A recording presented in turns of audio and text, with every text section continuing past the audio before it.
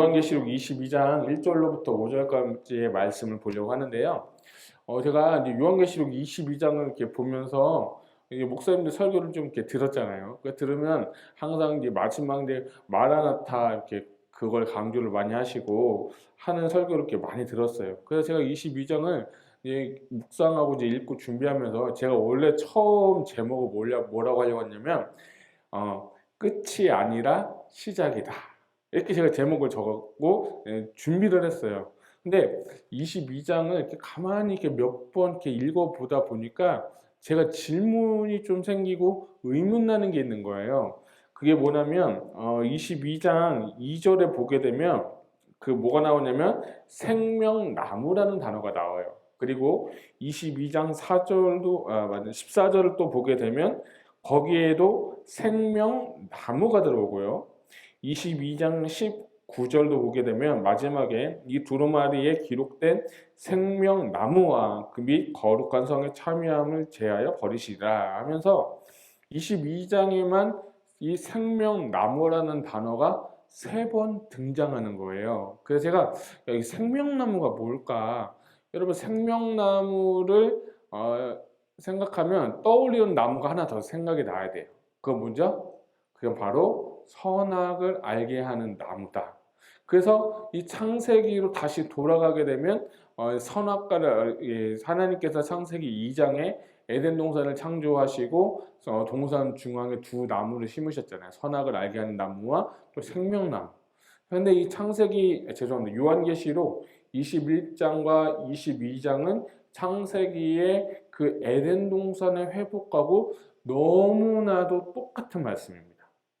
그래서 저는 22장 묵상을 하면서 하나님께서 지금 우리가 살고 교회, 가정, 우리의 모든 삶의 영역 가운데 이 새하늘과 새 땅, 새 에덴 동산의 회복을 원하시는구나 하는 것을 제가 이렇게 생각하게 되었어요. 그러니까 창세기에 보게 되면 우리가 잘 되시 아담과 하와가 선악과를 먹고 타락을 하게 되고 인류의 그 선악과를 먹으면서 판단하게 되고 죄가 들어오게 되고 엉겅퀴를 내고 어렵게 살고 힘들게 사는 것이 우리의 인생인데 그 인생 가운데서 주님이 오셔서 신약시대에 주님이 오셔서 우리에게 구원의 길을 허락하여 주시고 또 그 우리에게 영생을 주시기 위해서 오셨다라는 말씀이 많거든요. 요한복음에 보니까요. 자, 그러면서도 이제 그 신약 시대가 끝나고 주님께서 재림하시고 백보자 심판 후에 21장에 새 하늘과 새 땅이 있고 새 예루살렘이 있고 우리 지난 시간에 이 새 예루살렘은 먼 발치에서 중인을 하게 되면서 새 예루살렘을 보게 되고 우리 지난 시간에는 그 장막에 대해서 말씀드렸고 그 기초석들이 있고 12 진주문들이 있고 이러면서 새하늘과 새 땅에 대해서 묘사하면서 오늘 22장에 넘어가면서 어떻게 보면 22장은 21장과 분리된 장이 아니라 좀 더 연속성상에서 보게 되면 1절을 보게 되면 그가 수정같이 또라는 단어가 나왔죠. 맑은 생명수의 강을 내게 보이니 하나님과 및 어린 양의 보좌로부터 나와서 이제 더 들어가서 이제 하나님과 어린 양의 보좌로부터 생명수의 강이 흐르는 것을 또 보여주는 거예요. 이렇게 보면서 주님께서 이 21장과 22장 그리고 창세기 2장과 3장에 나타난 그 새 에덴 동산에서 구약에 나타난 에덴 동산에서 우리가 주님과 영원히 교제하기를 원하신다는 거예요. 할렐루야. 그런데 우리가 지금 살고 있는 이 땅, 이 시대, 우리가 살고 있는 이곳은 어쩌면 에덴 동산이 아니라 어쩌면 그 죄와 그 불순종 가운데 또 공중의 권세 잡은 자, 사단의 영역 안에 있는 이곳에서 우리가 어쩌면 21장과 22장을 읽고 보게 되면 뭔가 되게 와닿지는 않는 것 같아요. 저도 21장과 22장을 계속 보면서 죄송하지만 막 이렇게 와닿지가 않는 거예요. 그래서 이런 일이 정말 실제로 일어날 수 있을까? 그리고 이런 일들이 내가 정말 체험할 수 있을까? 아멘? 하나님의 말씀은 진리라고 하셨잖아요. 변치 않는 말씀이라고 하셨잖아요. 그런데 지금 이 땅에서 내가 이 진리의 말씀이 내 마음 가운데 죄송하지만 와닿지가 않는 거예요. 새하늘과 새 땅, 그리고 오늘 나왔던 그 생명나무를 먹는 그 시간, 이것이 얼마나 중요한데 이것이 죄송하지만 우리한테는 어쩌면 막 와닿지가 않는다는 거예요. 그래서 기도를 했어요, 하나님한테. 하나님, 제가 어떻게 하면 생명나무를 먹고 이 땅에서 누릴 수 있겠습니까? 그래서 제가 제목을 뭐라고 이렇게 했냐면 생명나무를 누리는 삶이다. 제가 이렇게 적었어요. 어떻게 하면 생명나무를 영위할 수 있을까? 어떻게 하면 내 삶 가운데 이 하늘의 영역에 있는 이 생명나무가 이 땅 가운데 내 삶 가운데 어떻게 하면 생명나무를 영위할 수 있을까 하고 제가 좀 기도하고 하나님께 여쭤보기도 하면서 묵상을 좀 하면서 그걸 좀 이따 나누려고 합니다. 생명나무라는 것은 뭐냐면 생명나무는 창세기에도 3번 등장합니다. 창세기 2장 9절, 3장 22절, 3장 24절에 나오는데 3장 22절 말씀 보니까 이런 말씀이 있어요. 여호와 하나님이 이르시되 보라 이 사람이 선악을 아는 일에 우리 중 하나같이 되었으니 그가 그의 손을 들어 생명나무 열매도 따먹고 영생할까 하노라 하시고. 아멘. 그러니까 에덴 동산에서 아담과 하와가 있을 때 타락 전에 생명나무를 먹으면서 결국에는 이 삶의 수명이라는 것이 영생한다는 거 얘기가 나오잖아요. 그러니까 이 생명나무의 하나의 그 쿨루, 그 키워드는 영생이구나 하는 것을 제가 좀 깨닫게 되었어요. 여러분 그 진시황 아시죠? 진시황이 뭐를 찾으려고 신하들을 많이 보냈죠? 불로초를 이제 먹고 영생을 영원히 살고 싶어서 신하들을 보내서 불로초를 찾았지만 결국에는 그 진시황도 죽게 되었죠. 사람의 그 본성이라는 것이 영원히 살고 사는 것을 아는 것 같아요. 그리고 인생의 유한함을 깨닫고 그때부터 우리 인생의 허망함도 깨달으면서 같이 영원히 사는 것에 대해서 어쩌면 우리 내면에 표현을 하지 않아도 우리 본성 자체가 영생을 알고 있다는 것, 또 영생을 좀 갈망하는 삶을 살고 있구나 하는 것을 깨닫게 되었어요. 그래서 제가 창세기 이 말씀을 보면서 우리 인생은 영생을 추구하기 위해서 살고 또 영원이라는 것을 우리가 경험하지 못하고 이렇게 생각할 수 없지만 이 우리는 유한한 인생 가운데 영원한 삶을 살기 위해서 추구하는 삶이구나 하는 것을 제가 깨닫게 되었어요. 근데 이 영원한 삶을 살기 위해서는 우리가 반드시 취해야 될 것이 있는데 그것이 뭐냐면 생명나무라는 거예요. 그래서 하나님께서 에덴 동산에서 이 아담과 하와를 쫓아내신 다음에 그 주위를 그 불칼과 그걸 천사들 통해서 막았어요. 그러면서 하시는 말씀이 오늘 말씀이에요. 그가 다시 와서 생명나무도 먹고 영생할까 하노라 하면서 그들을 쫓아내 버린 거예요. 그 에덴 동산에서 새하늘과 새 땅, 오늘 이 요한계시록 22장에 나와 있는 이곳에서는 가장 먼저 우리가 알 것은 생명나무를 취하는 것은 영생을 취할 수 있겠구나 하는 것을 깨달았습니다. 그 제가 또 연구를 해보니까 재밌는 게 이 생명나무라는 단어가 성경에 딱 3권에 등장하거든요. 오늘 우리가 읽은 요한계시록에 원래는 4번이에요. 오늘 우리가 22장에는 3번 나왔지만 요한계시록 2장 9절에도 가면 생명나무라는 단어가 나옵니다. 그래서 요한계시록에 4번 나오고 또 창세기에도 3번 나오고 총 7번 나왔죠. 그리고 또 재밌는 게 딱 한 권 있는데 잠언서에만 생명나무라는 단어가 나옵니다. 그래서 제가 연구를 해보니까 잠언의 4구절인데 3장 18절, 11장 30절, 13장 12절, 15장 4절 이렇게 생명나무에 대해서 창세기, 잠언 그리고 요한계시록에 나오는 거예요. 잠언에 생명나무가 나온다는 게 저한테는 되게 신선했어요. 그리고 되게 그 잠언은 지혜서라고도 많이 하잖아요. 그러니까 지혜라는 것이 무엇일까? 그리고 지혜 있는 사람은 결국에는 생명나무를 취할 수 있겠구나 하는 것을 제가 이렇게 제 나름대로 이렇게 묵상을 하게 된 거예요. 그래서 하루에 한 장씩 어떤 분들은 이렇게 하루에 한 장씩 잠언서를 읽는다고 하잖아요. 그 잠언서의 지혜에 대해서 많이 나오잖아요. 근데 그러면서 지혜를 구하라고 하고 지혜는 하나님 경외하는 것이라고 하고 지혜 근본이라고 또 하면서 잠언서를 좀 더 한번 읽어봐야겠다. 그렇게 제가 좀 이렇게 다짐도 해보게 되었어요. 이따 좀 더 그 말씀들을 나누려고 합니다. 자, 근데 그러면서 이 생명수를 얻고 또 생명나무를 먹으면서 이들이 원하는 것은 영생이다 라는 것입니다. 그래서 어떤 학자가 영생에 대해서 이렇게 정의했어요. 영생이란 하나님과의 친밀한 교제와 사귐이다. 이런 표현을 하는 거예요. 그러니까 우리가 정말 이 육신은 영원히 살지 못해서 유한하지만 이 땅에서 생명나무를 먹을 수 있는 비결, 우리가 할 수 있는 최고의 생명나무를 먹을 수 있는 것은 하나님과 깊은 또는 친밀한 교제와 사귐을 하게 되면 내가 영생을 취할 수 있겠구나, 아니면 내가 생명나무를 취할 수 있겠구나 하는 것을 제가 깨닫게 된 거예요. 그래서 그분 계속해서 계시록 보고 창세기 보고 잠언서를 읽으면서 이 생명나무라는 것이 너무 귀하구나. 하나님께서 이 먹지 말라는 선악과를 먹으면서 인간이 타락을 하면서 죄 가운데 살고 죄 가운데 죽고 죄 가운데서 정말 고통 가운데 살지만 그럼에도 불구하고 우리 주님은 창세기, 잠언, 그 요한계시록을 통해서 우리에게 주고 싶은 것은 너희가 그런 인생 가운데서도 생명나무를 취하면서도 영생을 누리면서 하나님과 깊은 교제와 친밀감과 사귐을 누리기를 원한다.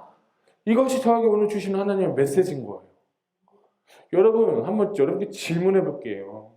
여러분, 정말 지금 여러분 삶 가운데 생명나무를 취하면서 영생을 소망하면서 살고 있습니까? 예, 아멘. 감사합니다. 그런데 많은 사람들이 생명수를 먹고 사는 삶이 아니라 많은 사람들의 갈증 가운데 지금 살고 있다는 거예요. 많은 사람들이 궁핍감 가운데 살고 있다는 거예요. 돈도 많고 명예도 많고 건강하고 자녀도 잘 될지라도 뭔가 그 마음 가운데 허전한 것이 있다고 많은 사람들이 종종 이야기를 합니다. 출애굽기에 보게 되면 그 마라라는 그 물이 있어요. 그 엘림 가기 전에 그 마라라는 물이 그 인생 그 물인데 물을 먹었는데도 쓰다고 하는 거예요. 원래 마라라는 그 의미가 쓰다는 거거든요. 그래서 우리 인생은 이렇게 쓴 인생이구나. 물을 먹어도 돈을 벌어도 내가 원하는 것을 성취한다 할지라도 내가 원하는 뭐 지위에 간다고 할지라도 내가 정말 뭔가 사람들한테 보이는 거 남들보다 좀 더 잘 살고 좀 뭔가 남들이 보기에는 뭐 좀 겉은 화려해 보일지라도 우리의 인생은 늘 날마다 쓰구나 하는 것을 제가 좀 깨닫고 있어요. 저는 이제 목회자인데 제가 이 12월부터 계속 제가 하나님 앞에 기도하는 건 뭐냐면 하나님 제가 진짜 지저스 올이 되길 원합니다. 그때 권사님이 집사님이 정말 주님을 만족하십니까? 할 때 크게 아멘 해주셔서 제가 너무 깜짝 놀랐어요. 그래서 제가 저를 좀 발견하게 됐어요. 나는 100% 아직도 지저스 올이 안 되는데 이거 어떻게 하나? 목회자인데 아니 그리스도인으로서도 이게 안 되면 제 마음 가운데 좀 회의를 좀 솔직히 들게 되고 좀 그게 안 되는 것 같았어요. 여러분 진짜 되세요? 저는 솔직히 잘 아직도 안 되는 것 같아요. 그런데 12월보다는 조금 더 퍼센트는 높아진 것 같아요. 그때 한 30% 이렇게 지저스 올이 된다고 하면 지금 한 45% 되는 것 같아요. 그러니까 솔직해야죠. 그런데 오늘 저에게 하나님 주신 메시지는 그 지저스 올에 대한 대답을 하나님께서 저에게 주신 것 같아요. 생명나무를 취해라. 생명나무의 열매를 취해라. 주님이 저한테 그렇게 말씀하시고 있어요. 그러면 가장 중요한 건 우리가 어떻게 하면 생명나무를 취할 수 있을까요? 이것에 대해서 좀 나누기를 원합니다. 첫 번째는 한번 따라해 볼까요? 예수를 아는 것이다. 아멘. 가장 중요한 것은 우리가 생명나무를 취한다는 것은 예수 그리스도를 알아가는 것이에요. 아까 어떤 성경학자가 영생은 하나님과 깊은 친밀감과 교제와 사귐이라고 하는데 하나님에 대해서 알기 위해서는 영생을 우리가 취하기 위해서는 우리가 하나님을 알아야 돼요.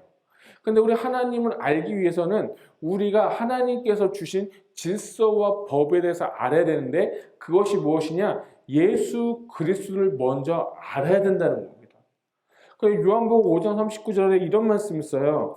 너희가 성경에서 영생을 얻는 줄 알고 성경을 연구하거니와 이 성경이 곧 나에게 대해서, 예수 그리스도에 대해서 증언하는 것이라.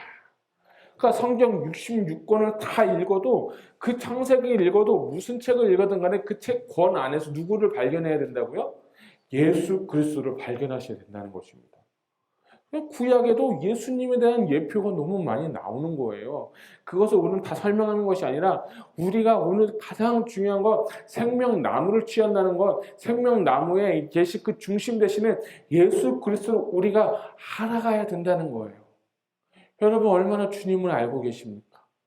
여러분 교회를 10년, 20년, 30년 다녀도 그런 연수가 중요한 거 아니라, 연수가 많으면 많을수록 주님에 대해서 더 많이 알아야 되는데, 이상하게도 주님에 대해서 더 많이 아는 것이 아니라 교회에 대한 어떤 행정이라든지 어떤 그 관례와 전통과 그런 것에 의해서 우리가 신앙생활하고 있지 않은지를 한번 발견해 보았으면 좋겠어요. 대표적인 사람은 누굽니까? 바리새인들 아니에요? 바리새인들은 우리보다 종교성이 대단한 사람들이에요. 일주일에 2번씩 금식하고 회개하고 기도하고 구제하고 봉사하고 성경 생활하고 경건 생활을 많이 하는데도, 그럼에도 불구하고 주님이 오셨을 때 주님을 알지 못했다는 거예요. 주님이 그래서 오늘 말씀하신 거예요. 너희가 영생을 얻는 줄 알고 성경 읽지? 근데 그게, 그 영생이라는 것이 곧 나에 대해서 증거한 거야. 너희가 나를 믿으면, 너희가 나를 영접하면 너희가 영생을 얻게 되는 것이야. 너희가 생명나무인 나를 취하게 되면 너희가 영생을 얻게 되는 것이야 라고 주님이 가르쳐 줬지만, 이 바리새인들은 알아보지 못했다는 거예요. 심지어는 자기 기득권들 때문에 예수님을 십자가 못 박고 죽여버렸다는 거예요. 오늘 우리도 종교인이 되어서 그렇게 될 수도 있다는 거예요. 그 대표적인 사람이 누구냐면 저같이 목회하는 분들인 것 같아요. 종교성은 너무 뛰어나고 하지만 정작 주님을 모르는 거. 정작 진짜 주님을 답니다라고 얘기하지만, 입술로는 고백하지만 100% 내 진심이 되지 않는 거. 그 가식적인 것들, 가면을 쓰는 모습들. 여러분 이것도 좀 벗어버렸으면 좋겠습니다. 정말 우리가 주님 앞에 주님을 모르면 모른다고 하고 주님을 좀 더 알아갔으면 좋겠습니다라고 고백할 수 있는 저와 여러분 되시기를 주님의 이름으로 축복합니다. 요한복음 17장 3절에 보면 영생은 곧 유일하신 참 하나님과 그가 보내신 자 예수 그리스도를 아는 것이라. 영생은 예수님을 아는 거예요. 우리가 생명나무로 취한다는 건 오늘 점점 예수님을 알아가는 거예요. 잠언에도 보면 이런 말씀이 있어요. 아까 11장 30절 소개해드렸는데, 의인의 열매는 생명나무라 지혜로운 자는 사람을 얻느니라. 그러니까 의인은 생명나무를 얻고 지혜는 예수 그리스도를 의미하잖아요. 그러니까 잠언을 좀 이렇게 다시 말씀드리면, 어떤 분들은 이렇게 얘기를 해요. 잠언은 좋은 책이다.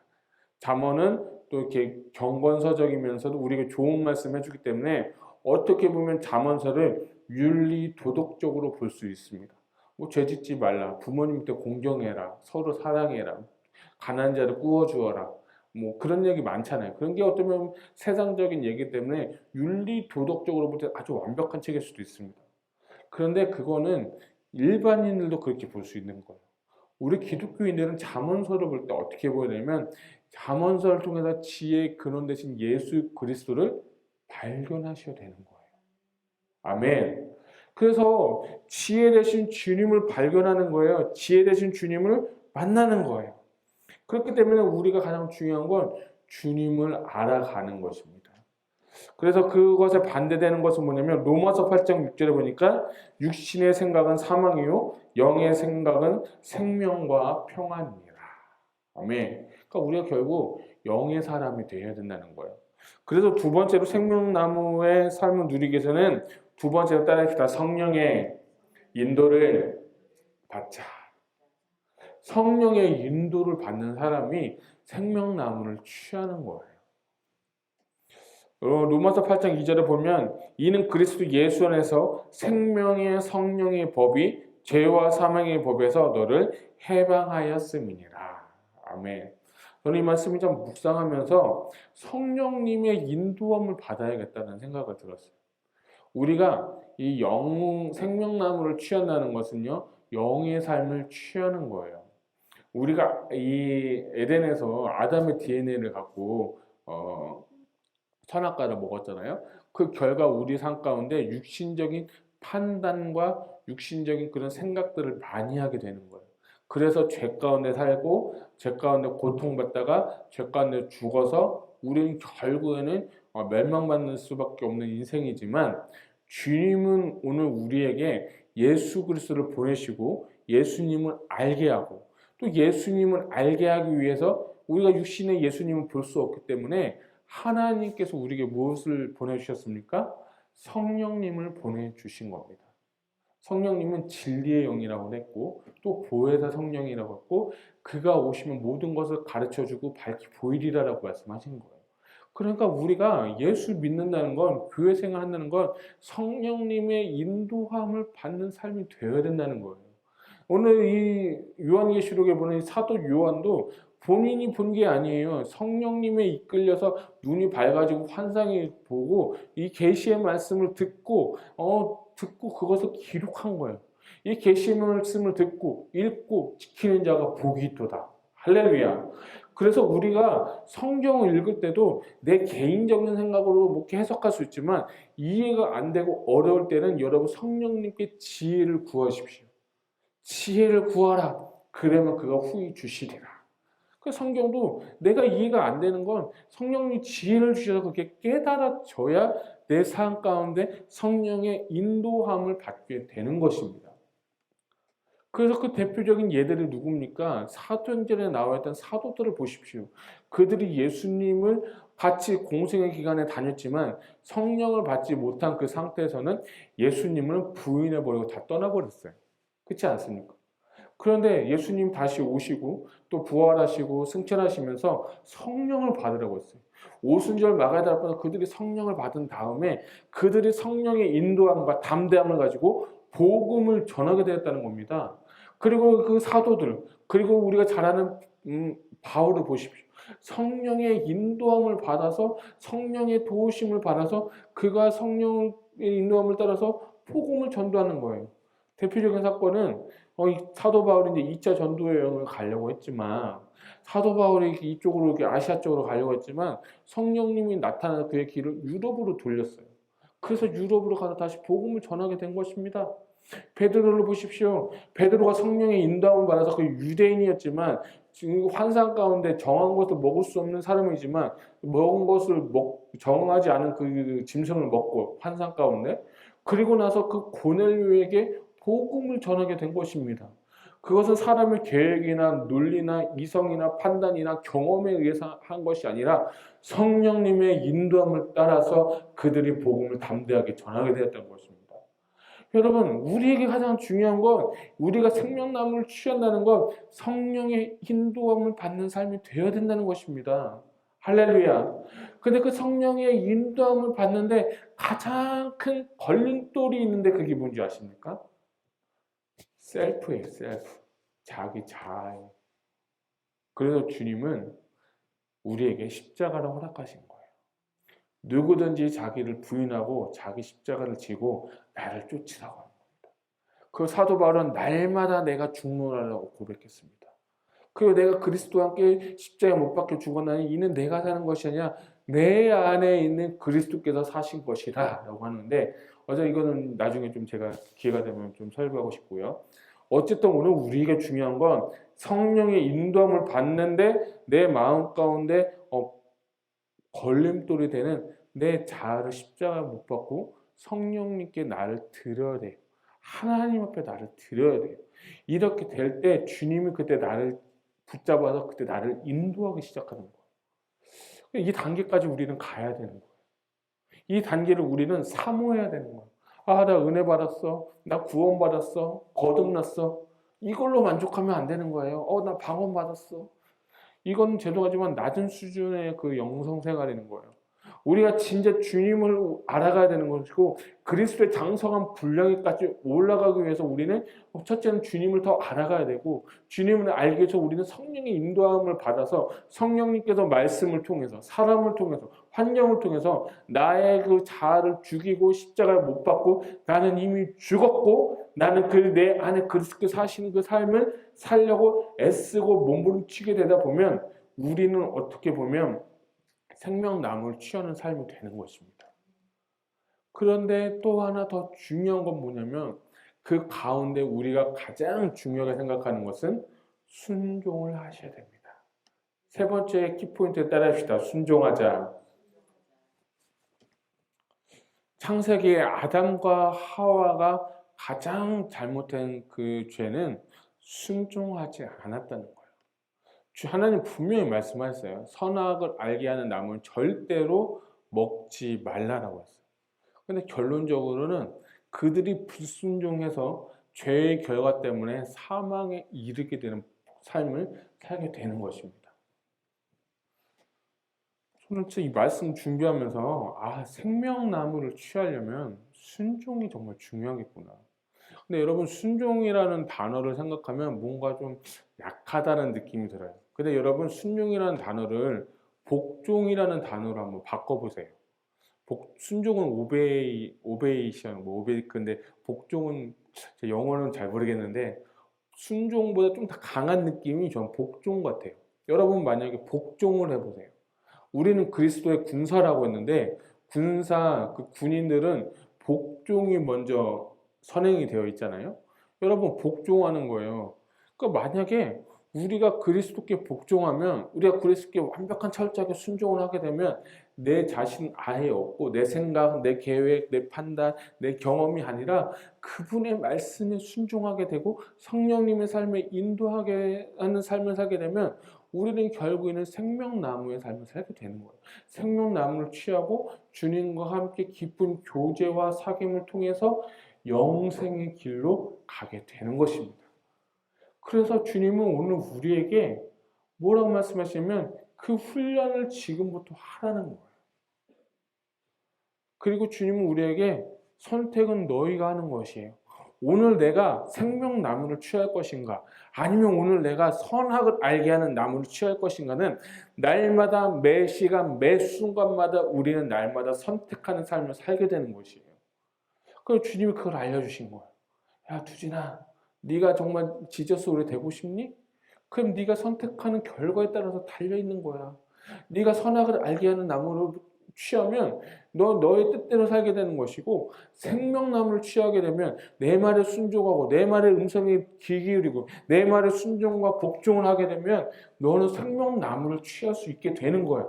근데 그것이 죽어서 가는 그 영생에 이르는 것이 아니라 지금부터 네가 그것에 대해서 순종하고 복종하고 훈련하게 될 때 그때서야 비로소 네가 천국의 삶을 영위하게 되는 것이고 그 하늘나라에 가서도 거기에서도 그 순종과 복종이 쉬워지게 되고 생명나무를 취하는 게 익숙해질 거야 라고 저에게 주님이 말씀하시는 것 같아요. 그래서 결단하시는 오늘 아침이 되었으면 좋겠어요. 내가 생명나무를 취할 것인가 아니면 내가 선악을 알게 하는 나무를 취할 것인가. 우리의 힘으로는 할 수 없어요. 우리의 생각으로는 할 수 없어요.